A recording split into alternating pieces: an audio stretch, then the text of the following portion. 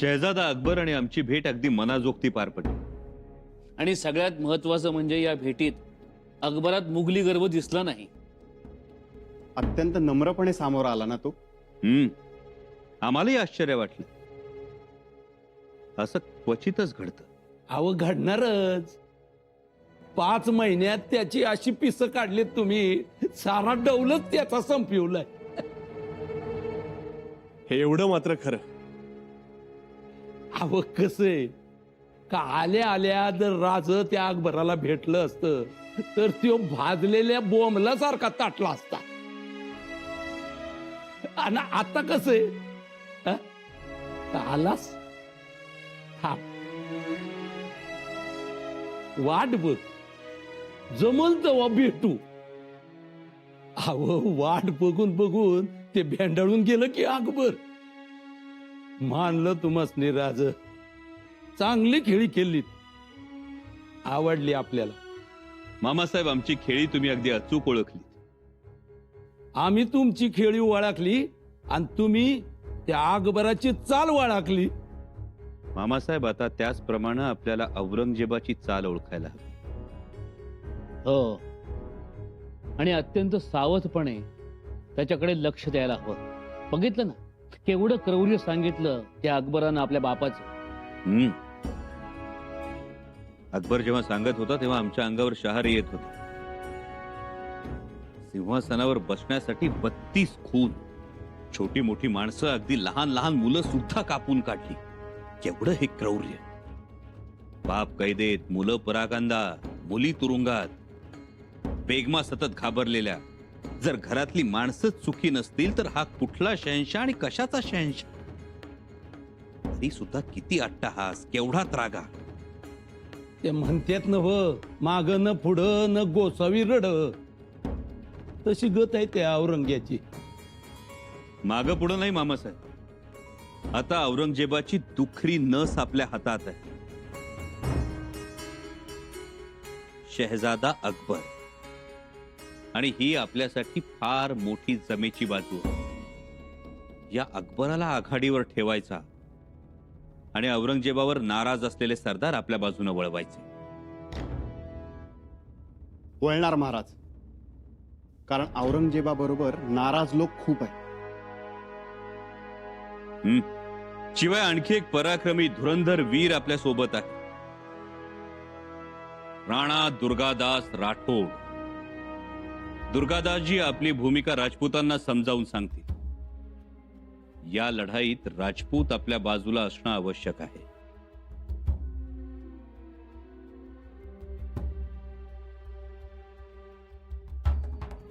आणि मग त्या टोपीकरांचं आणि फिरंग्यांचं काय?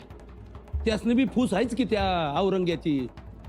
मामासाहेब, तसं असलं तरी फिरंगी आणि टोपीकर आपल्याला चांगलेच ओळखून आहे. त्यामुळे ते एवढ्यात तरी कुरापत काढणार नाही. आम्हाला चिंता सतावते ती जंजिऱ्याच्या सिद्ध्याची. कारण औरंगजेब जसा जसा दख्खनकडे सरकेल तसा तसा सिद्धी आणखी चिकाळेल, आणखी पिसाळेल. त्यामुळे त्याचा बंदोबस्त करायला पाहिजे, नाहीतर स्वराज्यावर दोन्ही बाजूनी हल्ला होईल. राजन, दोनों तरफ से संकट. होय कविराज, पण त्या संकटाचा मुकाबला आपण करू शकतो, कारण आपल्याकडे सिंधुदुर्ग आहे, पद्मदुर्ग आहे. पण औरंगजेब दख्खनमध्ये पोहोचण्यापूर्वी जंजिरा जर आपल्या हाती आला तर औरंगजेब आणि त्याच्या फौजेवर आणखी दबाव वाढेल. अहो मग वाट कसली बघताय महाराज? घेऊया की. घेऊ. मामासाहेब, जर जंजिरा स्वराज्यात आला तर आपलं आरमार अजिंक्य होईल आणि आबासाहेबांचं स्वप्न सुद्धा पूर्ण होईल. म्हणून जंजिरा घ्यायचाच. हमारी औलाद बागी अकबर काफिरों से जा मिलता है, मुगलिया सल्तनत का नाम नीचा करता है. अरे जब खुद की औलाद में गैरत नहीं है तो दूसरों का तो हौसला बढ़ेगा ही ना. जो हुआ ये बिल्कुल अच्छा नहीं हुआ. लेकिन जहांपनाह, वजीर सल्तनत, जंग करने का वक्त आ ही गया है. अब खुद उतरेंगे जंग में. मुगलिया सल्तनत की खिदमत में एक और जंग सही. अबूजान, इस उम्र में आप? नहीं अबूजान, किस्मत किस्मत की बात है बेटी जीनत। अगर औलाद नादान निकले तो क्या किया जाए। हमारी औलाद नादान है, बेईमान है। हमारी किस्मत में लिखा है इस उम्र में जंग तो लड़े। अब्बू जान रेगिस्तान की रेत हमारी पुरानी महबूबा रही, वो भी भरी जवानी में। बहुत जंग लड़े हैं और उस रेत ने हमें ये सारे जंग जिताए भी हैं। कोई बात नहीं, इस ढलती उम्र में हम दक्कन की चट्टानों से मोहब्बत करेंगे, उसे यारी निभाएंगे। किस्मत में यही लिखा है तो यही करेंगे। और क्या खबर है वजीर आलम? जहांपना, उन दोनों ने आपके खिलाफ जंग का ऐलान किया है। जंग का ऐलान? हाँ, काफिर संबा को आलमगीर औरंगजेब का सामना करना है। वो बागी अकबर को अपने काबू में कर सकता है, आलमगीर औरंगजेब को नहीं। या बात कुछ और। बेटी जीनत, तुम जानती नहीं शिवाजी किस तरह से आगरा से फरार हो गया था। तब से दक्कन पर हमारी नजर है। 2 साल से जंग की तैयारियां कर रहे हैं। दक्कन के हर गली, हर कूचे, हर मोहल्ले में हमारे जासूस फैले हुए हैं और संबा को रत्ती भर भी इसकी खबर नहीं है। क्यों वजीर आला? जी जहांपना। अब जंग की रफ्तार बढ़ाई जाए। अंग्रेज को शाही फरमान भेज दिया जाए। उसे यह हुक्म भेजा जाए कि उसे मुगलिया सल्तनत का साथ देना होगा। जहांपना, अंग्रेज हमारी बात नहीं मानेंगे। कसूर माफ। क्यों नहीं मानेंगे? संभाजी से अंग्रेज भी डरते हैं और फिरंगी भी डरते हैं। फिरंगी या अंग्रेज, कोई हमारा साथ दे या ना दे, हमें कोई फर्क नहीं पड़ता। अब्बू जान क्योंकि हमारे पास एक ऐसा बंदा है जो संबा को मात दे सकता है। कौन हुजूर? एक बहुत बड़ा मगरमच्छ। मगरमच्छ? कहाँ है? समुद्र में, किले में रहता है। किले में? कौन से किले में? जंजीरा। उसका नाम है सिद्दीक खैरियत।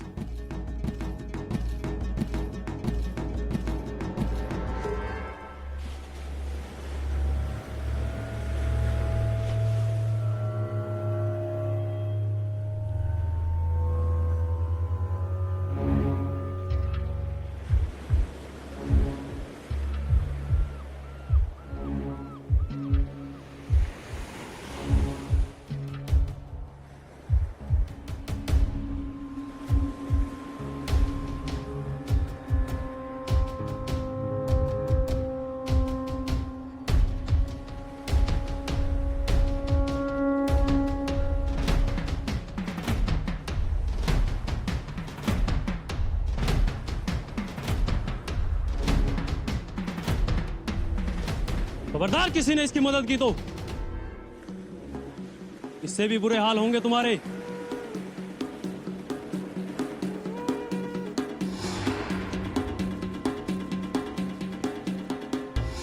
सोड़ा।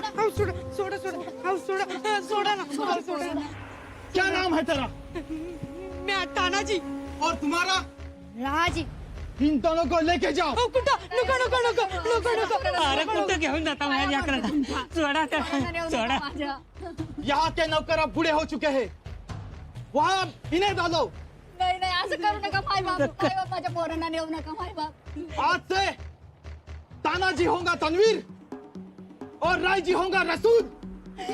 लेके जाओ। तानाजी, रायाजी, तानाजी। आई वाचा सरकार करत असं काय? हवा गरीबांना मारू नका। लगान नहीं देना है तो तुम गरीब हो गए। तुम्हारे पास देने के लिए कुछ नहीं है, लेकिन हमारे पास देने के लिए ये है।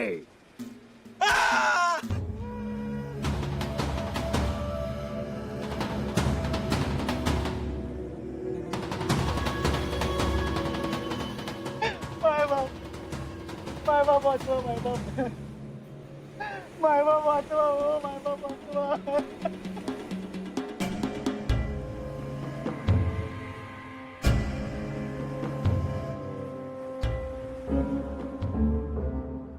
अहो राधा, अगं माझी बाय, काय करतीस? चल ना तू. अवा तुम्ही व्हा मोर. किती धावायचं? मी आता थांबते. अगं असं नको बाई करू राधा. पूर फुटल माझा. आणि जायचं कुठं? अगं शंभूराजांच्या स्वराज्यात जायचं. एकदा त्यांच्या स्वराज्यात गेलं ना ती भ्या नाही, कळलं ना? म्हणूनच म्हणतोय धावा. चल तू, चल चल चल. रुक जाओ. भागने की कोशिश की तो है शमशेर. दया करा हुजूर, दया करा. माझी लेक आहे ती. लड़की तेरी मगर मालिक की हमारी है. चलो हटो. आई, बाबा, सोडा मला. सोडा. राधा, राधे, सोडा मला. चलो उठाओ.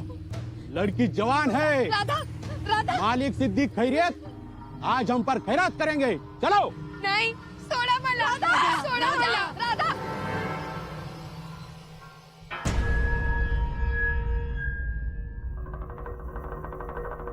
या बहिर्जी काका.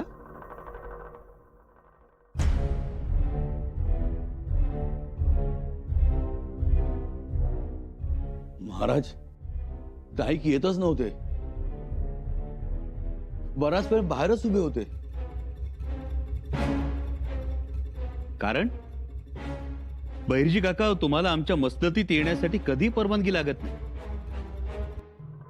मग तरी बाहेर का उभे राहिला? बहिर्जी काका काय झालं?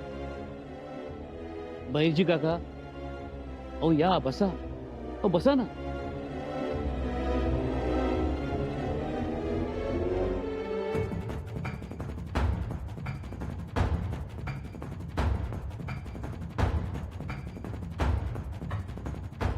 बहिर्जी काका, जी असेल ती खबर द्या आम्हाला.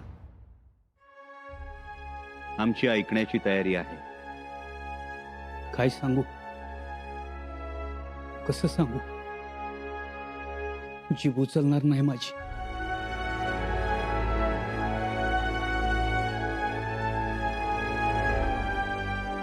बेशक पुन्हा.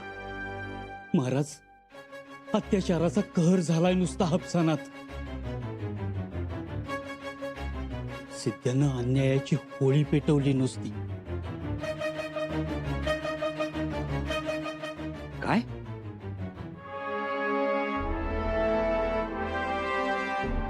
होय महाराज, बघवत नाहीत असे हाल करत आहेत सिद्धेचे सैनिक. तरण्या बायका पोरींना उचलून जंजिऱ्यात घेऊन जात आहेत. बारक्या बारक्या पोरांना खच्ची करून खोजे बनवत आहेत. आणि जे विरोध करतात त्यांना त्यांच्याच घरात पुढे मेढ्याला बांधून आगी लावायला लागल्यात. अन्नाच्या तोही पिसाळलेल्या हत्तीसारखा गरीब रयत पार हपकून गेली महाराज. त्या सिद्धेचा तर मी, महाराज आदेश द्या, नाही त्या सिद्धेला माडाच्या झाडाला बांधून सडकला तर नाव नाही सांगणार. महाराज पण तो इतका उन्मत्त झालाच कसा? सिद्धी एवढा उन्मत्त होण्याचं कारण एकच, औरंगजेब. औरंगजेब स्वराज्याच्या रोखानं येतोय हे पाहूनच सिद्धीनं हा डर उत्पन्न केलाय. महाराज माफी असावी, परंतु उद्या फिरंगी आणि टोपीकरी असंच डोकं वर काढतील. काढणारच. होय महाराज, काय तो लवकर निर्णय घ्या आता. आज तो इतका उत्मात करतोय, उद्या औरंगजेब जवळ आला तर तो 10 पटीनं उत्मात करील. आम्ही ते जाणून आहोत. या धोक्याची आम्हाला आधीच कल्पना होती, म्हणूनच जंजिरा घेण्याचं म्हणत होतो आम्ही. पण आता सिद्धी जागा झाला.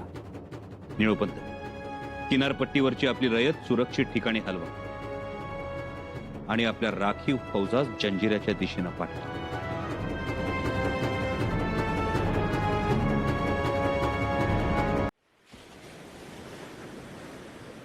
आई ग,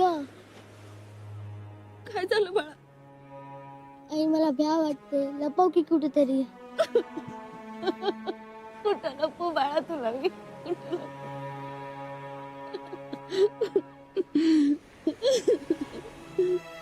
तुला पाठीला बांधून बुरजावरून उडी मारली तर खाली खोल खोल समुद्र आहे आणि इथे समधीकडे राक्षस आहे त्या नजर ठेवून आहे त्या आपल्यावर. लपू तर कुठं लपू तुला मी कुठं लपू? राज्यांच्या राज्यात समधी सुखी असतात, मग आपलंच काय हाल? शंभूराजे येतील का गाई? येत्याल शंभूराजे येत्याल आणि या राक्षसाच्या लंकेचा नायनाट करतील ते.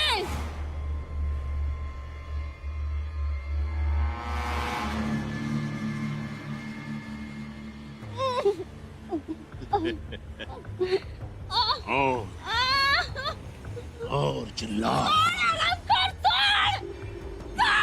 तुम्हारा संभाजी तुम्हें बचाने के लिए नहीं आएगा. और पुकारो तुम्हारे रहनुमा संभा को. ले जाओ इन्हें.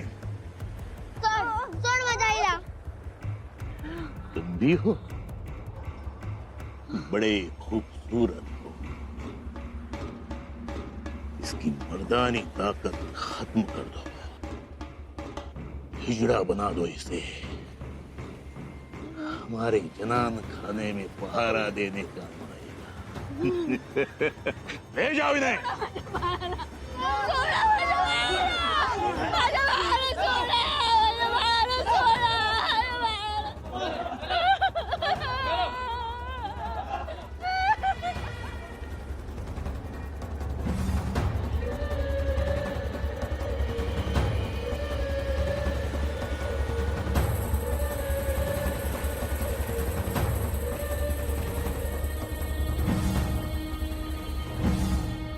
महाराज क्षमा असावी, परंतु फौज पाठवून आणि रयतेला सुरक्षित ठिकाणी हलवून आपण काय साधणार आहोत?